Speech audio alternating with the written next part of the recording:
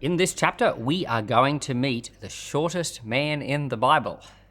And it's not Bildad the Shuhite, one of the three people from the book of Job. No, it's Zacchaeus. And Jesus meets Zacchaeus, and it's a remarkable story. It's only found in the Gospel of Luke. And we're going to get to that in a minute. And it's even more remarkable because of something Jesus said in the previous chapter, chapter 18. We'll explain all of that soon, but let us read.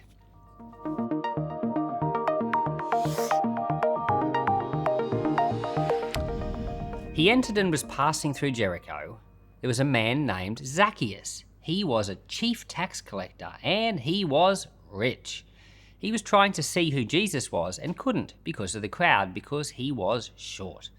He ran on ahead and climbed up into a sycamore tree to see him, for he was going to pass that way. When Jesus came to the place, he looked up and saw him and said to him, "Zacchaeus, hurry and come down, for today I must stay at your house." He hurried, came down and received him joyfully. When they saw it, they all murmured, saying, "He has gone in to lodge with a man who is a sinner." Zacchaeus stood and said to the Lord, "Behold, Lord, half of my goods I give to the poor, and if I have wrongfully exacted anything of anyone, I restore 4 times as much." Jesus said to him, "Today salvation has come to this house, because he is a son of Abraham. The Son of Man came to seek and save that which was lost." As they heard these things, he went on and told a parable, because they were near Jerusalem, and they supposed that God's kingdom would be revealed immediately. He said, therefore, a certain nobleman went into a far country to receive for himself a kingdom and to return. He called 10 servants of his and gave them 10 minor coins, and told them, "Conduct business until I come." But his citizens hated him and sent an envoy after him, saying, "We don't want this man to reign over us." When he had come back again, having received the kingdom, he commanded these servants to whom he had given the money to be called to him, that he might know what they had gained by conducting business. The first came before him, saying, "Lord, your mina has made 10 more minas." He said to him, "Well done, good servant. You have been faithful with little, and you shall have authority over 10 cities." The second came and said, "Lord, your mina has made 5 minas." He said to him, "You are to be over 5 cities." And another came, saying, "Lord, behold your mina, which I kept laid away in a handkerchief. For I feared you, because you are an exacting man. You take up that which you didn't lay down, and reap that which you didn't sow." And he said to him, "Out of your own mouth I will judge you, wicked servant. You knew that I am an exacting man, taking up that which I didn't lay down, and reaping that which I didn't sow. Then why did you not deposit my money in the bank? And at my coming I would have earned interest." He said to those who stood by, "Take the mina away from him, and give it to the one who has 10. They said to him, "Lord, he has 10.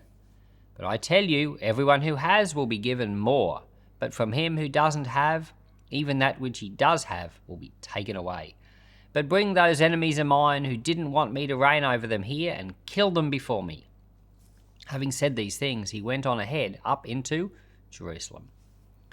When he came to Bethphage and Bethany at the mountain called Olivet, he sent 2 of his disciples, saying, "Go your way into the village on the other side, and as you enter you will find a colt tied, which no man has ever sat on. Untie it and bring it. If anyone asks you, 'Why are you untying it?' say to him, 'The Lord needs it.'" Those who were sent went away and found things just as he had told them. As they were untying the colt, its owners said to them, "Why are you untying the colt?" They said, "The Lord needs it." Then they brought it to Jesus. They threw their cloaks on the colt and sat Jesus on them. As they went, they spread their cloaks on the road.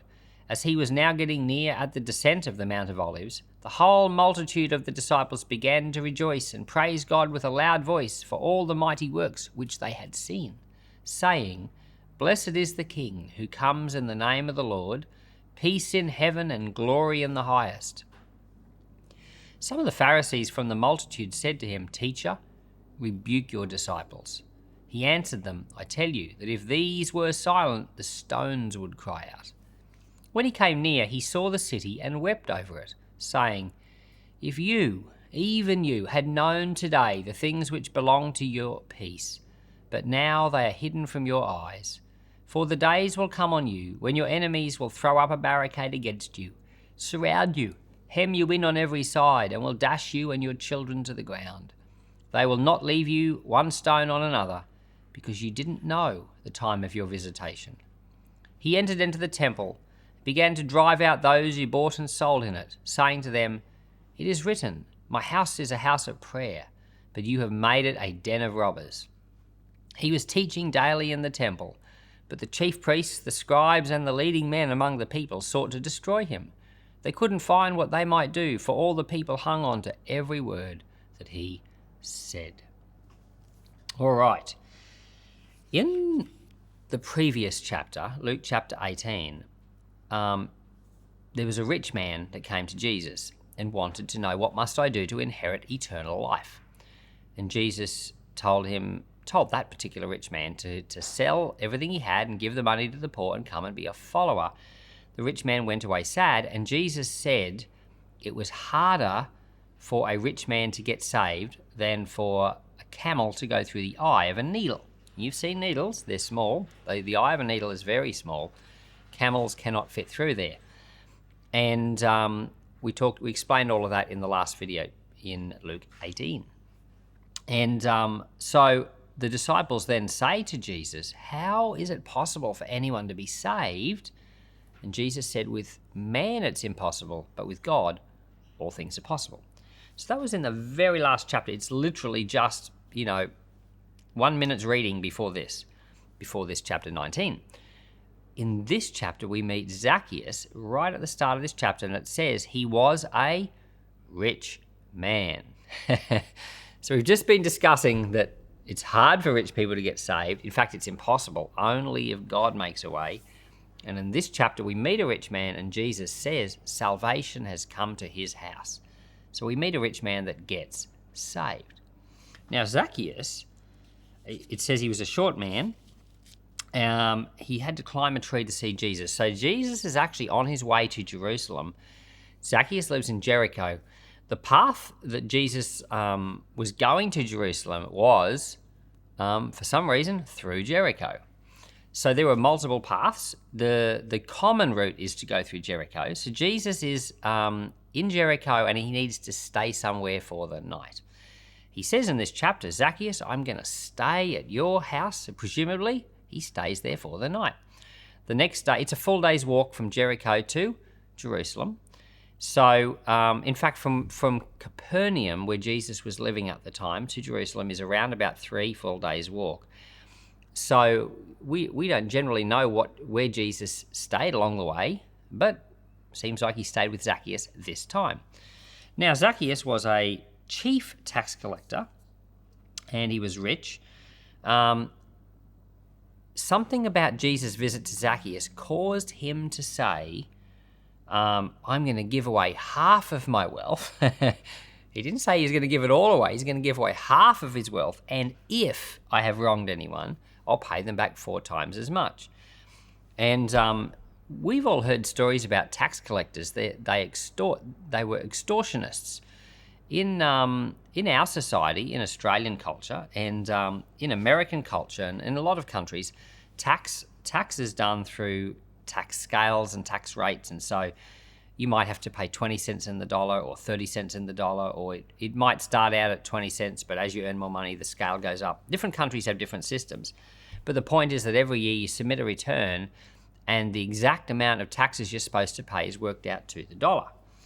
But what was happening in this culture was that the tax collector himself would tell you how much you had to pay. And if you've ever seen The Chosen, I know The Chosen is somewhat controversial. The reason it's controversial is because they put context and culture into it, so there's parts in The Chosen that are not from the Bible. They're trying to give you the feeling of what it was like. So they have these scenes where there's tax collectors in The Chosen. Matthew, for example, is a tax collector, one of Jesus' disciples. And he is not very liked. But a tax collector would say to for example, Matthew says to the fisherman, Peter, how much taxes he's got to pay, but he tells him too much. And one of the problems with tax collectors in this time was that they would use their position to line their own pockets. I listened to a Bible teacher explaining, this was Dr. Creasy, he was explaining that when an occupying force like the Romans would come to a place, they would want to collect taxes. They would at some point take a census. The Romans used to take a census every 8 years. They would take a census, and then they would know how many people were there, and they would work out, with this amount of people, we should be able to raise this amount of money from taxation. Then they would pick someone, and they would say, your job is to raise taxes from this country, and what we want is, let's say, 20 denarius per person. And they would just put that out there, that's their budget. And then that person who was the chief tax collector will then go and hire other people and give them sections to do, give them a town each. So one person would have the town of Nazareth, for example. One would have the town of, Capernaum. And then these tax collectors, like Matthew, would be told by someone above them, a chief tax collector, I need you to raise, let's say, 40 denarius per person per year. So what would happen is then that tax collector would go to each person and would raise the 40, but then would add on more, 50 or 60. So they would take their own cut, pass on that to the chief tax collector. He would take his cut, pass on that to the Romans. So there's a system where everyone's taking their cut. And it would be reasonable to take enough to live on, or enough to live on well, but these tax collectors would take a lot. Zacchaeus, as it says here, was the chief tax collector, which means we don't know that much about it, but it means that he's in charge of tax collectors. He may not necessarily be personally collecting taxes, but he's like a superintendent of taxation or something like that. So he says he's obviously very wealthy because he's getting a cut from the taxation from a big area and passing on this money to the Romans, but keeping a heap for himself. He says he's going to give away half of his money, if he could afford that. And then he says, if I have wronged anyone, I'll pay them 4 times as much. But as a chief tax collector, he probably didn't collect a heap of individual taxes. He may have collected some. As a kid, I used to read this and I always used to think that the maths don't make sense. As a tax collector, he'd be collecting taxes. How could he pay everyone back 4 times as much? Well, if he was a regular tax collector, he couldn't. But as a chief tax collector, he could. So I never even realized that until this week. So Zacchaeus is very wealthy. He's a chief tax collector. And Jesus goes to visit him. Jesus, we don't know what conversation they had, but he says of his own initiative, I'm going to give away half of my money. And Jesus says salvation has come to this house. So he's presumably still wealthy afterwards. But he sees another thing. He sees Jesus. He sees another way of living. He looks beyond his money and sees the Lord. And next thing, his money isn't as important to him anymore. He starts giving it away. Whereas the rich man, he couldn't see that possibility of giving money away. And when wealth has got you, it's hard to see the Lord. That's why Jesus said you can't serve God and money. So Jesus, salvation comes to this rich man, showing that even people with wealth can be saved. And then Jesus heads off to Jerusalem. So Zacchaeus literally gets saved, becomes a believer just over a week before Jesus dies on the cross. Or maybe around about a week before Jesus dies on the cross, because Jesus rides into Jerusalem on Palm Sunday, which is 2 days after he's with Zacchaeus. So yeah, literally a week before. So that's quite amazing. And he rides into Jerusalem. He's welcomed. It's Palm Sunday. We've talked about that in Matthew and in Mark. And they welcome him as the king. And then he tells a parable of the 10 minas. And that's very similar to the parable of the talents. Except in the parable of the 10 minas, the man that's going away is going away to receive a kingdom and come back. But in the parable of the 10 minas, if you were listening, a delegation goes after him to say, we don't want a king. We don't want him to have a kingdom. So Jesus is telling a parable and kind of hinting at the idea that the Jewish people, Jesus had come to be a king, but they didn't want him to be the king. So Jesus was telling a parable that was kind of having a go at them. And then, of course, just a week later, they are standing up in front of Pilate saying, "We have no king but Caesar, crucify him." So it's exactly what happened. And then we get down to the end of the chapter and Jesus laments. As he's riding into Jerusalem, picture this, you're riding into Jerusalem, people are saying, "Hosanna, Hosanna, blessed is he who comes in the name of the Lord." That's a pretty grand moment, but it's in the middle of that grand moment, he laments and says, "Jerusalem, not one stone will be on another." It's the last thing you'd expect. You wouldn't expect someone in such a joyous moment to suddenly be sad, but he is. And I looked at that and I thought to myself, how many times is Jesus sad about Jerusalem? I found 3. Luke 19:41, Matthew 23:37, Luke 23:37. 3 times in the Gospels, Jesus is sad over Jerusalem. Then I thought Jeremiah was sad in the Old Testament too. There's a whole entire book called Lamentations where God expresses his sorrow over Jerusalem. And then I discovered there are 65 Psalms that have parts of lament in them. It's a big theme in the Bible, and I realized at some point it'd be interesting to go through the Bible and look at all the lamenting that God does over his people. He's a happy God, but he's also a God that cares a great deal for Jerusalem and for you and for me and for anyone who doesn't know him. You and I, we're supposed to be like Zacchaeus. We're supposed to be hungry for God. We're supposed to run ahead and get to a place where we want to be able to see him. We want to invite him into our house. We want to be willing to give away things so we can have him. And if we would put him first, then salvation will come to our house too.